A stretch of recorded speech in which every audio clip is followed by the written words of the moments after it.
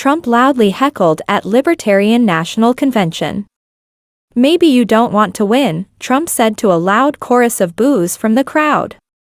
"Keep getting your 3% every 4 years." Former President Donald Trump encountered an unusually tough crowd at the Libertarian National Convention on Saturday night as the audience loudly booed him and used noisemakers to drown out his speech.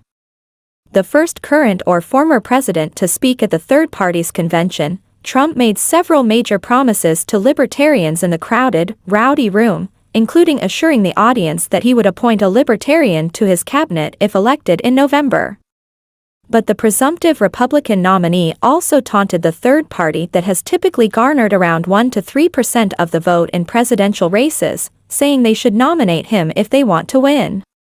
"Maybe you don't want to win," Trump said to a loud chorus of boos from the crowd. "Keep getting your 3% every 4 years."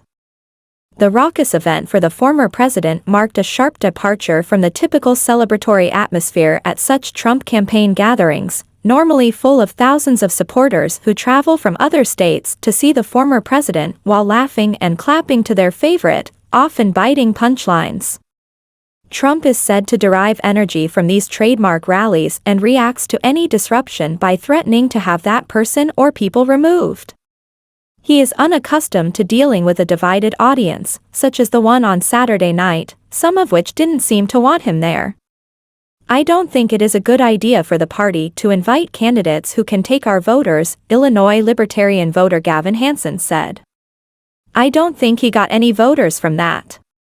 Nonetheless, Trump lobbied for an invitation to speak to the Libertarians, aiming to appeal to their voters amid concerns from the two major parties that third-party candidates could attract voters who could swing a close presidential contest with President Biden. Despite the hostile crowd, Trump received his warmest response when he said if re-elected, he would pardon Ross Ulbricht, the mastermind behind the online drug market Silk Road, who was sentenced to life in prison in 2015. A Trump advisor was paid to seek clemency for Ulbricht in the final days of Trump's administration, but no pardon was forthcoming. Libertarians, who believe that drugs should not be criminalized, have vocally criticized Trump for not pardoning Ulbricht. Many attending Trump's speech carried "Free Ross" signs. Several Trump supporters in the room also said they supported pardoning Ulbricht because they said suppressing his online platform restricted free speech. But they stopped short of supporting decriminalizing the drug use that libertarians have long endorsed. "I think there's a lot of people that President Trump could have pardoned in his first term, and I'm hoping that when he gets back into office that he's going to reconsider a lot of those people," Mel Hawley, a pro-Trump podcaster, said ahead of his speech.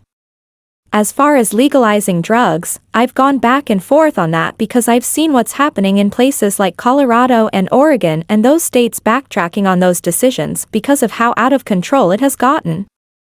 Tensions were high in the room ahead of Trump's speech as Libertarian delegates entered to discover that Trump supporters were already seated in the front rows where they had planned to sit. Organizers pleaded with Trump fans to move in order to allow delegates who paid to travel to their convention to sit. Most Trump supporters reluctantly gave up their seats. Still, the two factions in the room at times battled by chanting. Some with Trump t-shirts and red baseball caps chanted their candidate's name, while libertarians chanted "Free Ross." In the midst of Trump's address, a fistfight broke out between a Trump supporter and libertarian activist, and the libertarian was escorted out by security guards. Libertarian Chair Angela McArdle previously told The Washington Post she decided to invite Trump to speak to her members. She did so along with Biden, independent presidential candidate Robert F. Kennedy Jr. and other non-libertarian candidates in what she described as an attempt to garner more national attention for the party. Kennedy accepted, receiving a lukewarm response Friday as he appealed to libertarians' shared concerns with coronavirus public health requirements. But many in the audience took issue with Kennedy's interest in reforming government agencies rather than disbanding them.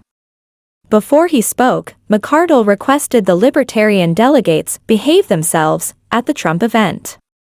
"The party has been largely irrelevant for 50-plus years and all of a sudden we have a national media spotlight on us because of Trump, she said.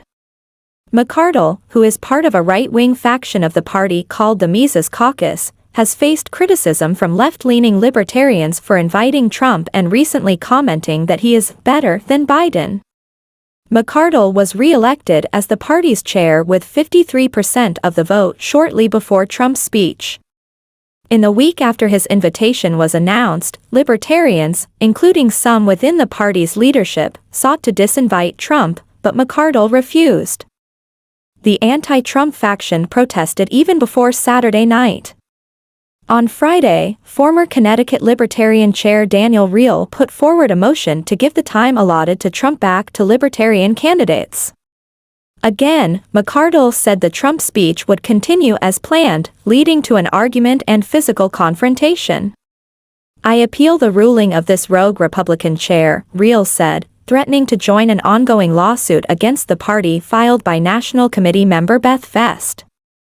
Many of the libertarians berated Trump's 4 years in the White House, shouting "hypocrite" and a no at Trump's suggestions he would reform the U.S. government. "You had your shot, Daniel McCarthy," a Texas delegate said. "It's just more pandering, just like RFK pandered last night."